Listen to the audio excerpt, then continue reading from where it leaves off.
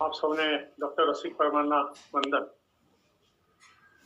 પુનઃ આપની સમક્ષ ઉપસ્થિત થયો છું એક સપ્તાહમાં અને દીપકભાઈએ કહ્યું એ પ્રમાણે ગયા એપિસોડમાં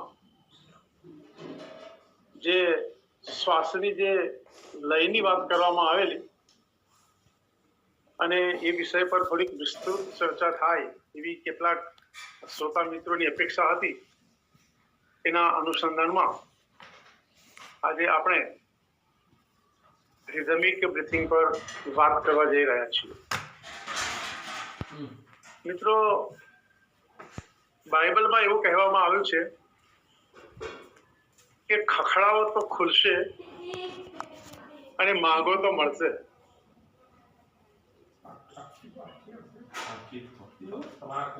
એનો અર્થ એ છે કે ભાગ્યના દરવાજા દરેકના માટે ખુલતા જ હોય છે। દરેકના જીવનમાં ભાગ્યના દરવાજા ખુલવાની તક હોય જ છે। બસ સવાલ માત્ર દરવાજો ખોલવાનો પરિશ્રમ કરવાનો છે। જે લોકો દરવાજો ખોલવાનો પરિશ્રમ કરે છે એમને પોતાના ભાગ્યની ફલશ્રુતિ પ્રાપ્ત થાય છે। એ હકીકત છે। સંસ્કૃતમાં એક સરસ ઉક્તિ છે કે ઉદ્યમેન સિદ્ધંતિ કર્મણેન મનોરથે નહીં સુતસ્ય સિંહસ્ય પ્રવિશંતિ મુખે મૃગા। અર્થાત સિંહ જંગલનો રાજા ખરો, પરંતુ પેટ ભરવા માટે એણે પણ શિકાર કરવાનો પરિશ્રમ તો કરવો જ પડે છે। જો એ શિકાર કરવાનો પરિશ્રમ ન કરે તો ભૂખે મરે। એટલે ભાગ્યનો દરવાજો પ્રયત્નથી પરિશ્રમથી ખુલતો હોય છે। હું આજે ભાગ્ય શબ્દનો પ્રયોગ વારંવાર એટલા માટે કરી રહ્યો છું કે આજનો જે એપિસોડ છે ને, જે વિષય પર આજે આપણે ચર્ચા કરવાના છીએ એ એટલી મહત્વની ચર્ચા છે। કદાચ આપણા માટે આ એક નવી ચર્ચા છે। કદાચ આપણે આના વિશે આવી ચર્ચા કદી સાંભળી નથી। તો આજે અહીં જે ચર્ચા થવાની છે અને જે ચર્ચા આજે જે શ્રોતાઓ સાંભળી રહ્યા છે કે જે આમાં સહભાગી થયા છે એ સૌને હું ભાગ્યશાળી ગણું છું। કારણ કે આપણે ઘણી ગેરસમજો સાથે જીવતા હોઈએ છીએ। દાખલા તરીકે આપણે જે શ્વાસ લઈએ છીએ એ શ્વાસને જ આપણે પ્રાણ સમજીએ છીએ, પરંતુ એ અધૂરું સત્ય છે। હા, આપણે જે શ્વાસ લઈએ છીએ એ શ્વાસમાં પ્રાણવાયુ હોય છે।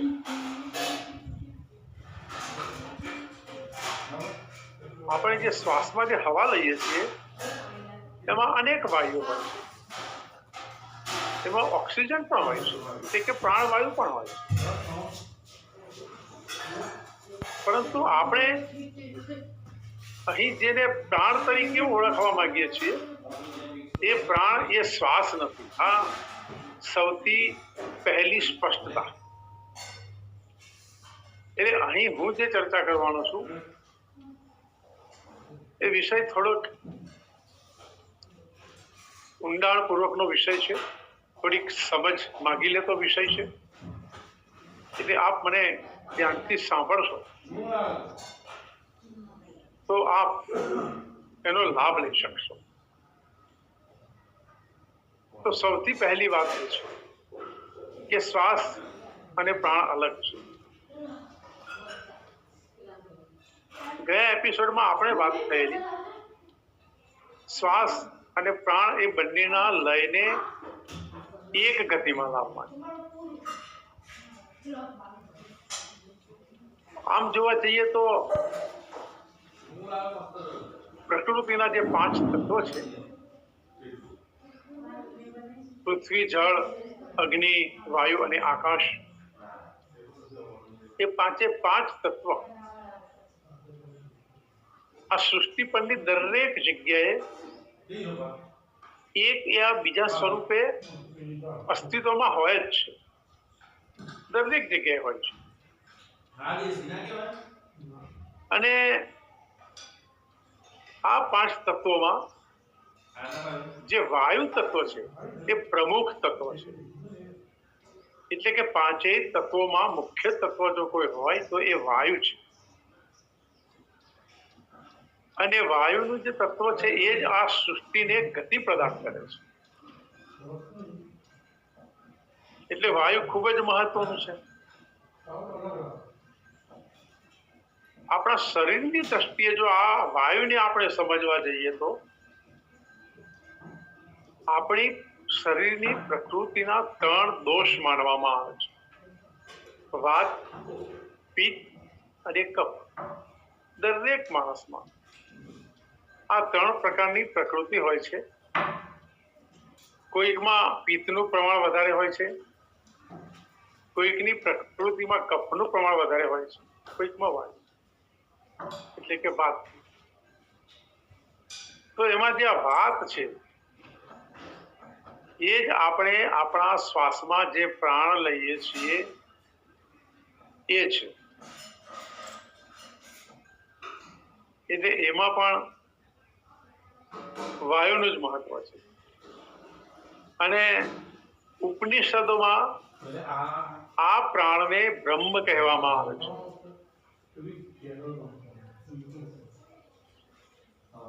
આ પ્રાણ તત્વ સૃષ્ટિના કણે કણમાં વસેલો છે. આ સૃષ્ટિ ઉપરનો એક કણ પણ એવો નથી કે જેમાં પ્રાણ તત્વ ન હોય. અને આ વાતને વિજ્ઞાને એની રીતે સાબિત કરી છે, એની ભાષામાં સાબિત કરી છે. પણ મૂળ વાત તો એક જ છે. કારણ કે યોગ અને વિજ્ઞાન એ બંને પરસ્પર અવિભાજ્ય રીતે જોડાયેલા છે. યોગ પણ એક વિજ્ઞાન જ છે. એટલે પ્રાણ તત્વ એ આ પૃથ્વીને સંચાલિત કરતું ખૂબ જ મહત્વનું તત્વ છે. હવે આપણા શરીરમાં જે કર્મેન્દ્રિયો આવેલી છે, 5 કર્મેન્દ્રિયો છે: આંખ, નાક, કાન, જીભ, ત્વચા. તો આ કર્મેન્દ્રિયો તો ક્યારેક આરામ પણ કરે છે અને ક્યારેક સૂઈ પણ જાય છે, નિંદ્રા પણ માણી લે છે. પરંતુ આપણા શરીરમાં જે પ્રાણ તત્વ છે, જે પ્રાણનો જે વાયુ છે, એ કદી આરામ નથી કરતો. એ અવિરતપણે આપણા શરીરમાં સક્રિય રહે છે. અને જ્યાં સુધી આ પ્રાણ તત્વ સક્રિય રહે છે ત્યાં સુધી જ પ્રાણી જીવિત રહે છે.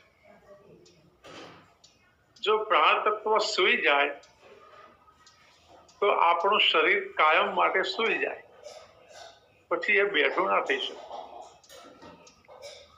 આ પ્રાણ તત્વનું મહત્વ છે. એટલે પ્રાણ તત્વ એ આ પૃથ્વી પરનું સૌથી શક્તિશાળી જીવનીય તત્વ છે. આપણા જીવનનું તત્વ છે, સૌથી શક્તિશાળી. આ વસ્તુ આપણે સૌથી પહેલા સમજવાની છે. અને આ બ્રહ્માંડમાં દરેક જગ્યાએ વ્યાપ્ત આ જે પ્રાણ તત્વ છે, એ પ્રાણ તત્વ વિના માણસને ચાલતું નથી. ખોરાક વિના માણસ કેટલાક દિવસો સુધી ચલાવી શકે છે. પાણી વિના માણસ કેટલાક કલાકો સુધી ચલાવી શકે છે. પણ પ્રાણ વિના, શ્વાસ વિના માણસ કેટલીક મિનિટો જ ચલાવી શકે છે, એનાથી વધુ નથી ચલાવી શકતો. આ પ્રાણ તત્વનું મહત્વ છે. અને આપણે જેને ઓરા કહીએ છીએ, કે આભામંડળ કહીએ છીએ એ પણ આ પ્રાણ તત્વમાંથી જ બનેલું છે. એ પણ એક પ્રકારની પ્રાણિક ઉર્જા છે. જે પ્રાણિક ઉર્જા આપણી જીવન શક્તિ અને આપણી રોગ પ્રતિકારક શક્તિને વધારવાનું કામ કરે છે. આ વસ્તુ રિપીટ કરવી જરૂરી છે એટલે કરું છું કે આપણે જેને ઓરા અથવા આભામંડળ કહીએ છીએ એ એક પ્રકારની પ્રાણિક શક્તિ છે, પ્રાણિક ઉર્જા છે. અને એ પ્રાણિક ઉર્જા આપણી જીવન શક્તિ અને આપણી રોગ પ્રતિકારક શક્તિને વધારવાનું કામ કરે છે. એટલે આ પ્રાણ કેવી રીતે ગ્રહણ કરવો, પ્રાણને કેવી રીતે ખર્ચવો, એ ખૂબ જ મહત્વની બાબત બની રહે છે. પ્રાણની ઉર્જાથી જ આપણા શરીરના જે મહત્વના અવયવો છે, જેમ કે ફેફસા, હૃદય, બ્રેઇન, કિડની, લીવર, પેનક્રિયાસ, ઇવન કરોડરજ્જુ સહિત આ તમામ મહત્વના જે અવયવો છે એ પ્રાણ શક્તિથી સંચાલિત થઈ રહ્યા છે. બધા જ અવયવોને પ્રાણ શક્તિ જ સંચાલિત કરી રહી છે, પ્રાણ શક્તિ જ ચલાવી રહી છે. અને આ બધા અવયવોને ઉર્જા શક્તિ આ પ્રાણના માધ્યમથી મળી રહી છે.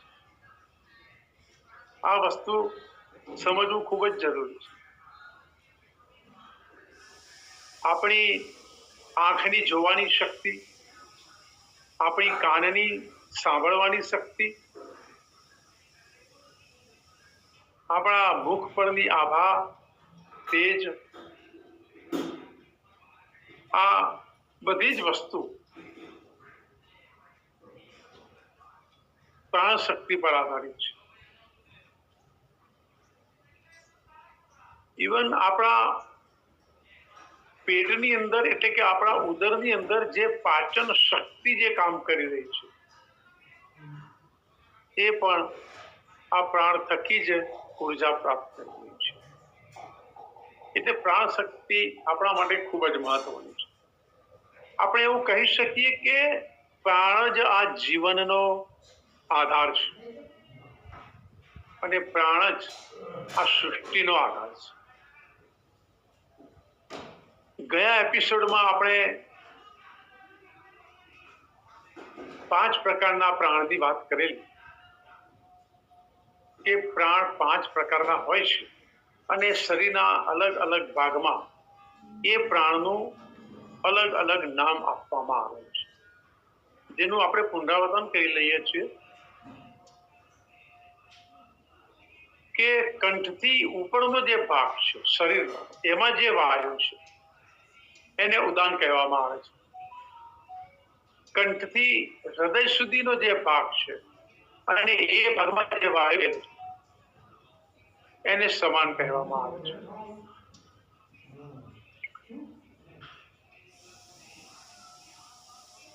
નાભીથી હૃદયથી નાભી સુધીનો જે ભાગ છે એને અપાન કહેવામાં આવે છે. અને વ્યાન નામનો જે વાયુ છે એ આપણા સમગ્ર શરીરમાં વ્યાપ્ત હોય છે, બધી જ જગ્યાએ વ્યાપ્ત હોય છે. પરંતુ એ સિવાય બીજા 5 ઉપપ્રાણ પણ આપણા શરીરમાં છે. એ ઉપપ્રાણની જો આપણે વાત કરીએ તો દેવદત્ત, નાગ, કૃકલ,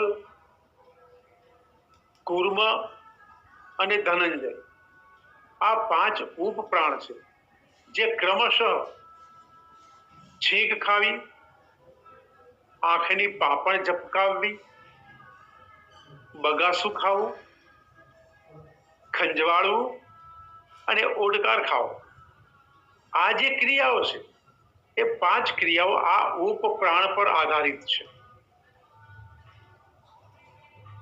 દાખલા તરીકે તમને છીંક આવે તો તમે એવું કહી શકો કે આ દેવદત્ત પ્રાણ છે અથવા દેવદત્તથી સંચાલિત ક્રિયા છે. આમ ઉપપ્રાણ પણ આપણા શરીરના અવયવોને સંચાલિત કરે. હવે પ્રાણોનું જે મુખ્ય કાર્ય છે એ પ્રાણમય કોષને ઉર્જા આપવાનું છે. આપણું શરીર 5 કોષથી બનેલું છે અને બીજી ભાષામાં કહીએ તો આપણા 5 શરીર છે. એમાં પહેલું શરીર જે આપણું સ્થૂળ શરીર છે એને અન્નમય કોષ કહેવામાં આવે છે. એ પછી બીજા નંબરનું શરીર છે એને પ્રાણમય કોષ કહેવામાં આવે છે. પછી મનોમય કોષ, પછી વિજ્ઞાનમય કોષ અને 5મો આનંદમય કોષ.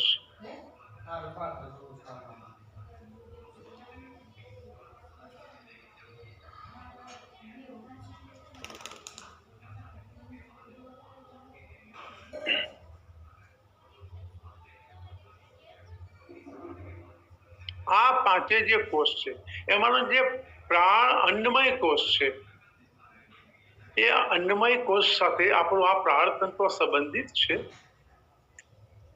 અને પ્રાણાયામ આ પ્રાણ અને પ્રાણમય કોષને શુદ્ધ અને નિરોગી રાખવાનું મુખ્ય કાર્ય કરે છે. માટે પ્રાણાયામ સૌથી મહત્વનું છે. આપણું ઉદરપટલ શ્વસન તંત્રમાં અગત્યનો ભાગ ભજવે છે. આ ઉદરપટલને જો લયની તાલીમ આપવામાં આવે, ઉદરપટલ યાને કે પેટ આપણો નાભીની આજુબાજુનો જે ભાગ છે એના માટે આપણે ઉદરપટલ શબ્દ પ્રયોગ કરીએ છીએ. તો જો આપણા ઉદરપટલને જો આપણે યોગ્ય પ્રકારની જો તાલીમ આપીએ અને જો તાલીમ આપીને જો એને કેળવવામાં આવે તો આપણા શ્વાસમાં લયની રીધમ આવી જાય. જેવી રીતે આપણે યોગ શાસ્ત્રમાં જેનું વર્ણન કરવામાં આવેલું છે કે આપણું જે સૂક્ષ્મ શરીર છે જે 1 મિનિટમાં 12 વખત પ્રાણ લે છે અને છોડે છે.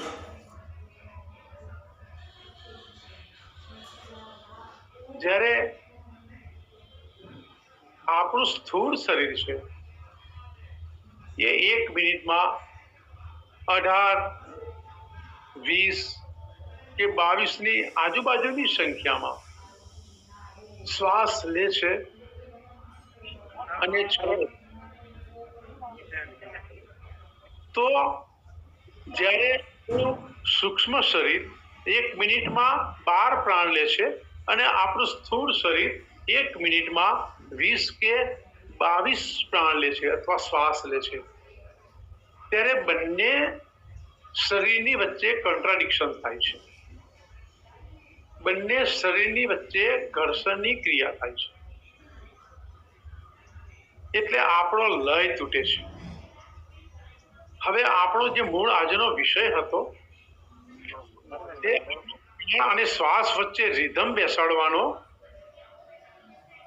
એ વાતને આપણે મૂળભૂત રીતે સમજી લઈએ. વિષય થોડોક નવો છે એટલે હું પુનરાવર્તન કરતો જઈશ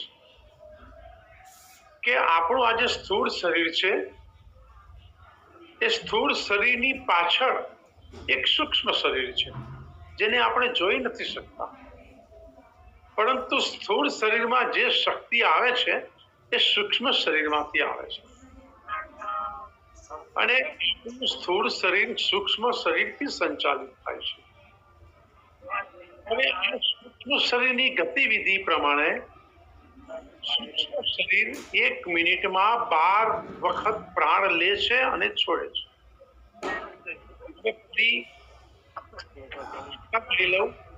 કે પ્રાણ એ શ્વાસ નથી,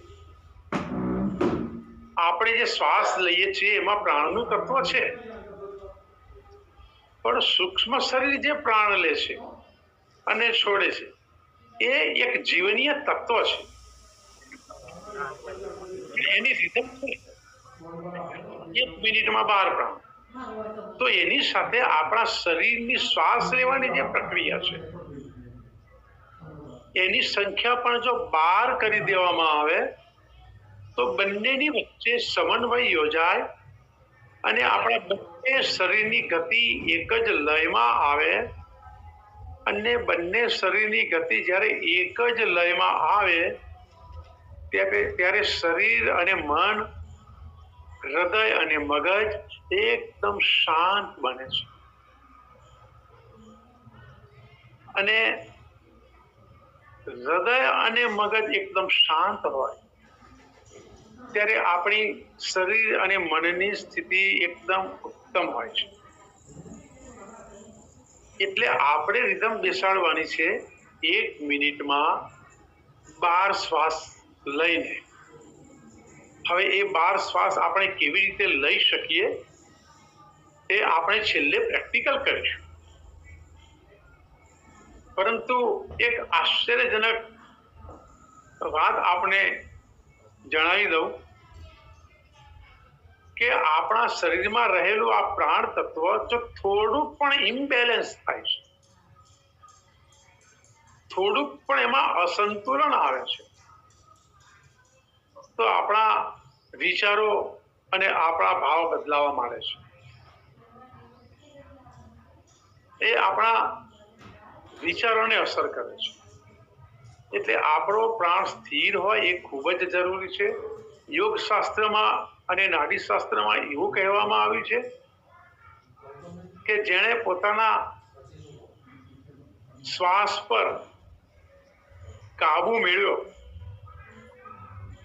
એને પોતાની જાત પર કાબુ મેળવ્યો. આગળ વધીને એવું પણ કહી શકાય કે એણે પોતાની દુનિયા પર કાબુ મેળવ્યો. એટલે શ્વાસ આપણો કાબુમાં હોય, રિધમમાં હોય એ ખૂબ જ જરૂરી છે. જ્યારે આપણા શ્વાસની ગતિ બદલાય છે કોઈ પણ કારણસર, ત્યારે પણ આપણી માનસિક સ્થિતિ ડામાડોળ થઈ જતી હોય છે. દાખલા તરીકે આપણને ગુસ્સો આવે, આપણે તણાવમાં આવી જઈએ, આપણે ભયજનક પરિસ્થિતિમાં મુકાઈ જઈએ અથવા તો આપણે આનંદના અતિરેકમાં આવી જઈએ છીએ, ત્યારે આપણો જે પ્રાણ છે એની ગતિ અસ્તવ્યસ્ત થઈ જાય છે. આપણો જે શ્વાસ છે એની ગતિ વધી જાય છે, ખૂબ ઝડપી થઈ જાય છે. અને સામાન્ય રીતે આપણે જે શ્વાસ લઈએ છીએ એ શ્વાસ ખૂબ જ છીછરો હોય છે. નાના બાળકને જોશો તો તમને આ વસ્તુ ખૂબ સરળતાથી સમજાશે કે નાનું બાળક જ્યારે સૂતું હોય કે ઊંઘતું હોય ત્યારે તમે એના ઉદરપટલ ઉપર એના પેટ તરફ દ્રષ્ટિપાત કરજો, એનો શ્વાસ કેવી રીતે ચાલે છે એનું નિરીક્ષણ કરજો, તો તમને સમજાઈ જશે કે તમારે શ્વાસ કેવી રીતે લેવો જોઈએ.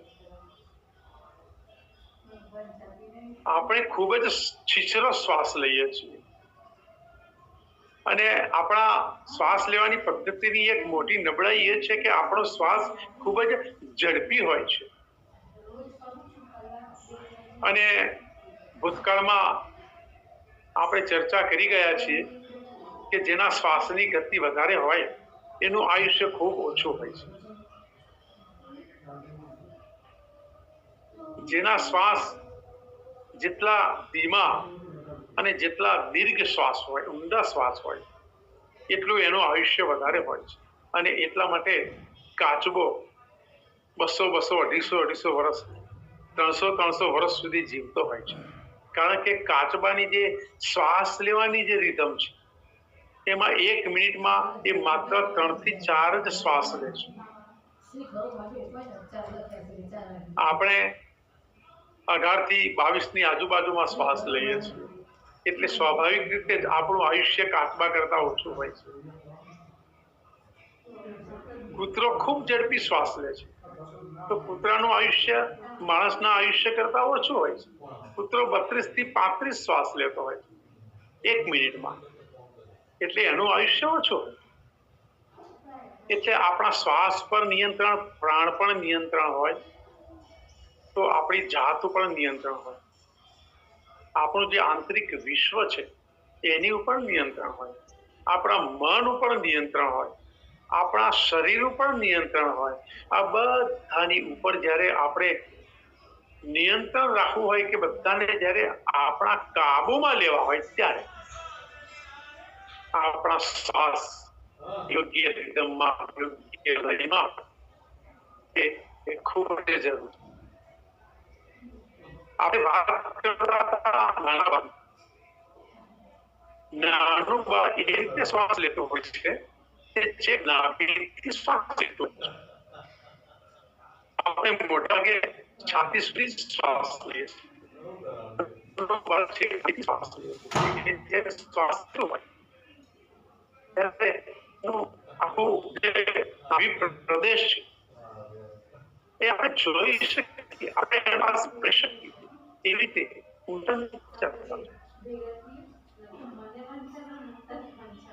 તો આપણે આ રીતે શ્વાસ લેવો જોઈએ. આપણે દીર્ઘ શ્વાસ લેવો, દીર્ઘ શ્વાસ લઈએ તો છેક નાભી સુધી આપણે શ્વાસ લઈ શકીએ અને આપણા શ્વાસ એનાથી દીર્ઘ બને. અને આપણા સૂક્ષ્મ શરીરની ગતિ સાથે આપણા સ્થૂળ શરીરની ગતિને જો આપણે મેળવવી હોય, પેલા લયની સાથે જો આપણો લય જોડવો હોય તો આપણે આ કરવું પડે. તો એના માટે નાડી શાસ્ત્રમાં વર્ણન કરવામાં આવ્યું છે કે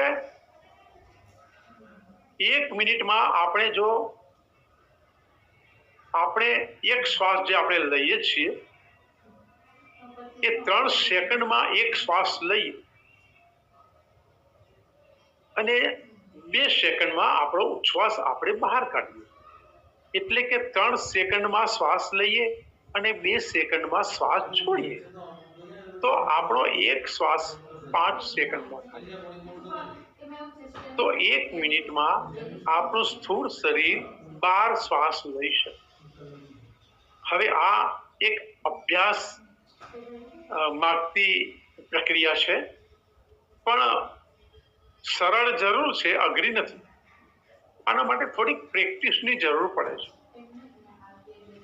એટલે શરૂઆતમાં આપણે 5 મિનિટ, 10 મિનિટ એવી રીતે આપણે શરૂ કરીએ અને શરૂઆતના તબક્કામાં આપણે દિવાલ ઘડિયાળ હોય તો આપણે એની સામે જોઈને બેસીએ તો ખૂબ ઝડપથી રિધમ આવી જશે. તો 3 સેકન્ડ સુધીમાં આપણે શ્વાસ લઈએ અને 2 સેકન્ડ સુધીમાં આપણે શ્વાસ છોડીએ. આ જો આપણે 5 થી 10 મિનિટ સુધી શરૂઆતમાં કરીએ તો ધીરે ધીરે રિધમ બેસી જશે. અને સૌથી સરળ પ્રયોગ આપણે બતાવું છું એ છે રાત્રે સૂતી વખતે જો તમે આ પ્રયોગ કરી શકો તો એ ખૂબ જ સરળ રહેશે. રાત્રે સૂતી વખતે શ્વાસ પર ધ્યાન કેન્દ્રિત કરીને આપણે 5 સેકન્ડમાં એક શ્વાસ લઈને પૂરો કરવાની આપણે પ્રક્રિયા કરીશું.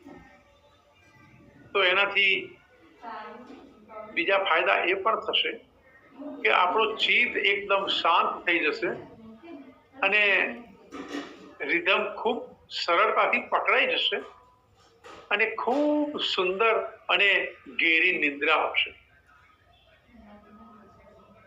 જો ઘણા સમયથી ગહેરી નિંદ્રા ન માણી હોય તો આ પ્રયોગ કરવા જેવો છે. રાત્રે સૂતી વખતે આ પ્રયોગ કરજો. અને હું તો આપને આગ્રહભરી વિનંતી કરું છું કે જિંદગી પર સમસ્યાઓથી પીડાતા રહેવું, જિંદગી પર નાની મોટી બીમારી ફરિયાદ કરવી અને જીવનભર વારંવાર હોસ્પિટલમાં જવું, ડોક્ટર પાસે જવું, વૈદ્ય પાસે જવું, એના કરતા સમજદારીપૂર્વક આપણે આ થોડીક યોગિક ક્રિયા જે છે પ્રાણ વિશે, એ ક્રિયા જો આપણે હસ્તગત કરી લઈએ તો હું માનું છું કે આપણે કદી ડોક્ટર પાસે જવાનો વારો નહીં આવે, ભાગ્યે જ આવશે, સિવાય આકસ્મિક સંજોગો. એટલે રાત્રે સૂતી વખતે જો આ રીતે શ્વાસ લેવામાં આવે તો ખૂબ જ સરસ અને સરળતાથી રિધમ બેસી જશે. હવે જો ચોક્કસ ગતિથી શ્વાસ અને પ્રાણ એ બંને ચાલે તો આપણા શરીર અને મન બંને સ્વસ્થતા પ્રાપ્ત કરે છે અને બંને એક નવી ઉર્જા આપે છે. એક ખૂબ જ મહત્વની વાત આપણને નવાઈ લાગે એવી વાત હું કહી છું કે જેનો પ્રાણ સ્થિર નથી હોતો એ માણસનું મન હંમેશા ભટકતું રહે છે. ફરી રિપીટ કરું છું, જેનો શ્વાસ કે જેનો પ્રાણ સ્થિર નથી એનું મન હંમેશા ભટક્યા કરતું હોય છે. એટલે શ્વાસને આપણે સામાન્ય માની લેવાની ભૂલ ન કરીએ. એ આપણા શરીરનું જ નહીં, આપણા મનનું પણ એક અગત્યનું ચાલક બળ છે. એનો બીજો અર્થ આપણે એ લઈ શકીએ કે આપણો શ્વાસ, આપણો પ્રાણ જો સ્થિર હોય તો આપણું મન, આપણું ચિત્ત પણ ધીર ગંભીર હોય અને સ્થિર અને ગંભીર મન આપણને ખૂબ જ લાભ આપી જતું હોય છે. આપણી નિર્ણય લેવાની શક્તિને વધારતું હોય છે.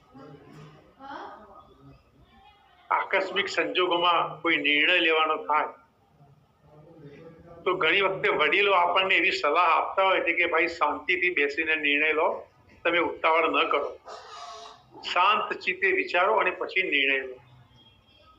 હવે આપણે શાંત ચિત્તે નિર્ણય લેવો છે, પણ ચિત્ત શાંત કેવી રીતે કરવું એ તો આપણને કોઈ શીખવ્યું જ નથી. અને સલાહ એક એવી વસ્તુ છે જે દરેક જણને આપવી જ ગમે છે પણ લેવી ગમતી નથી.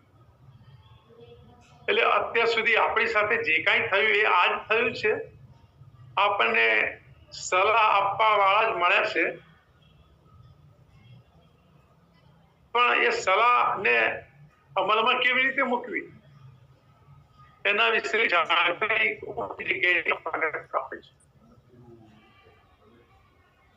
આમ જોઈએ તો આપણા બધા જ કારણ જો હોય એ એક જ વાક્યમાં જો આપણે આ કારણ રજૂ કરવું પડે.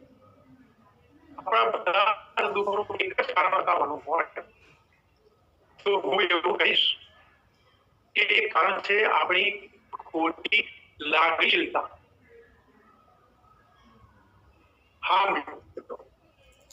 ખોટી લાગણીમાં ખેંચાવું,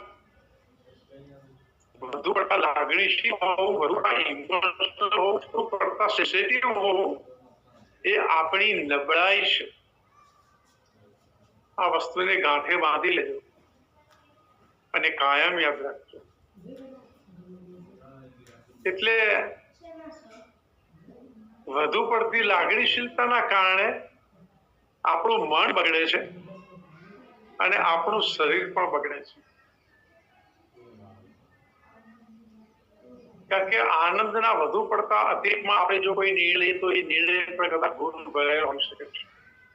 આપણે ઉચ્ચાર કરેલો નિર્ણય પર સમય પર ખોટો સાબિત થઈ શકે છે. આપણે વિચાર્યા વગર લીધેલો નિર્ણય પણ આપણને નુકસાન પહોંચાડી શકે. એટલે જ્ઞાની પુરુષોએ આપણને આ બધી સમસ્યાઓમાંથી મુક્ત થવા માટે એક સુંદર રસ્તો પ્રયોજ્યો છે, અને એ છે આપણી રિધમિક બ્રીથિંગનો. તો આપણી બ્રીથ સિસ્ટમ જે છે એ આપણી જે સૂક્ષ્મ શરીરની જે સિસ્ટમ છે એની પેરેલલ જો ગોઠવવામાં આવે, જેવી રીતે કાંડા ઘડિયાળની અંદર નાના મોટા અનેક ચક્રો હોય છે, પરંતુ એ ચક્રોનું એલાઇનમેન્ટ એકબીજાની સાથે એ રીતે હોય છે કે બધા જ ચક્રો એકદમ રિધમમાં ચાલતા હોય છે. એમાંથી એકાદ ચક્ર પણ જો એની રિધમ છોડી દે તો ઘડિયાળ ખોટો ટાઈમ બતાવી શકે છે. આપણે જે 2 વ્હીલર કે 4 વ્હીલર ચલાવીએ છીએ, જેમાં બેસીને પ્રવાસ કરીએ છીએ, એમાં પણ કંઈક આવી જ ગોઠવણ હોય છે.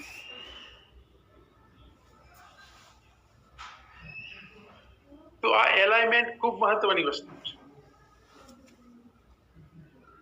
તો આપણા પ્રાણ અને આપણા સ્થૂળ શરીરના શ્વાસ એ બંનેની વચ્ચે આપણે આ રિધમ ગોઠવીને આપણે સુંદર પરિણામો પ્રાપ્ત કરી શકીએ એમ છીએ. તો મિત્રો, શ્વાસ એ જીવન છે, અને આપણે જે પ્રકારે શ્વાસ લઈએ છીએ એ પ્રકારે આપણા શરીર અને મનને ગતિ પ્રાપ્ત થતી હોય છે.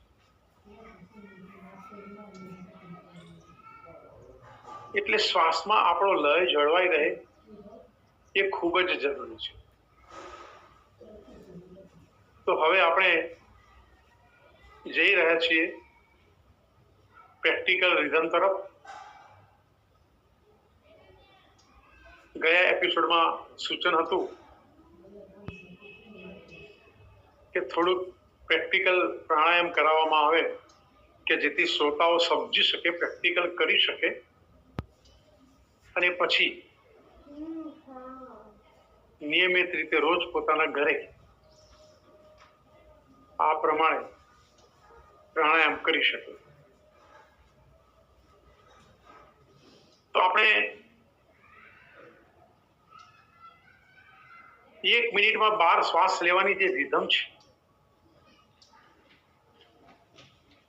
એ રિધમ માટે આપણે તૈયાર થઈ જઈશું.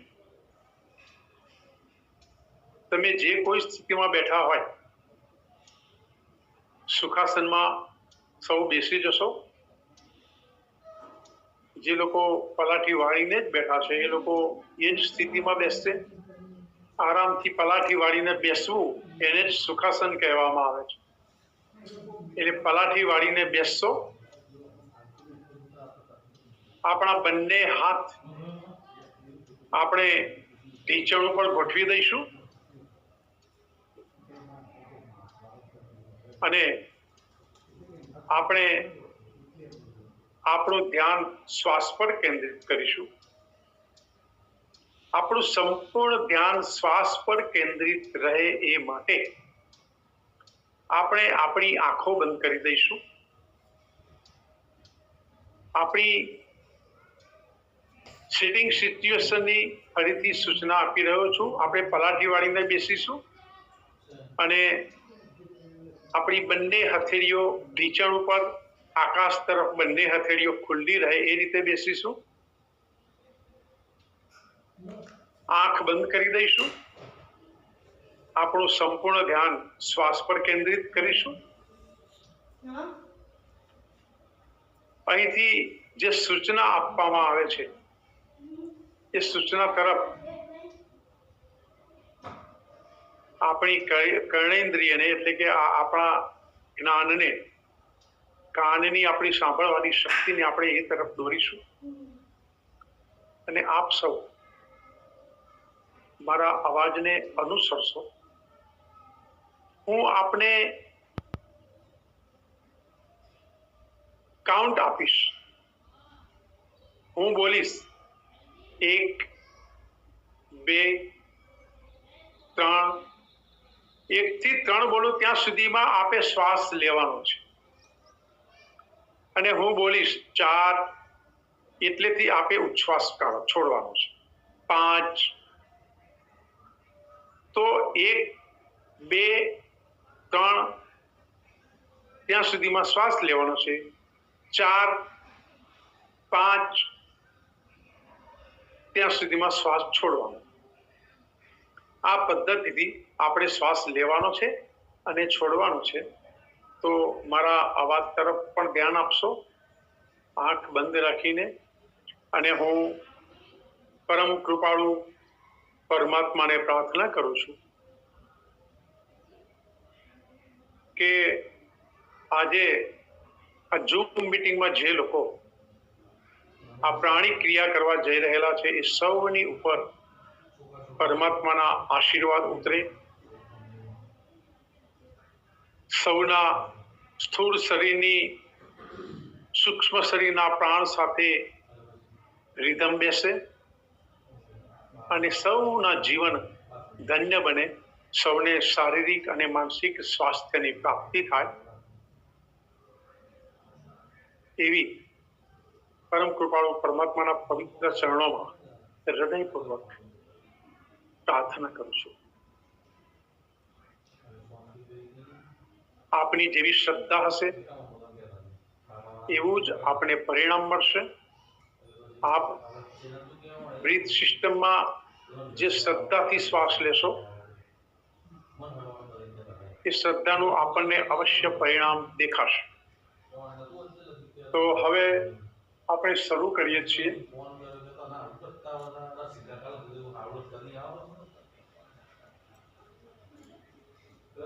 હું કાઉન્ટિંગ કરીશ.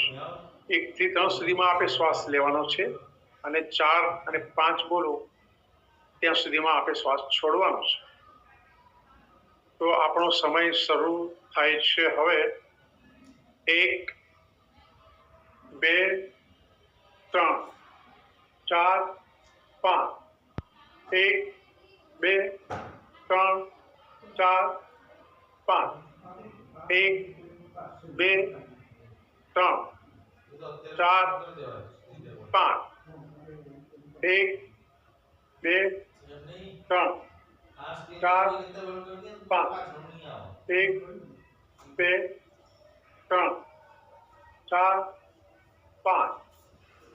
1 2 3 4 5. 1 2 3 4 5.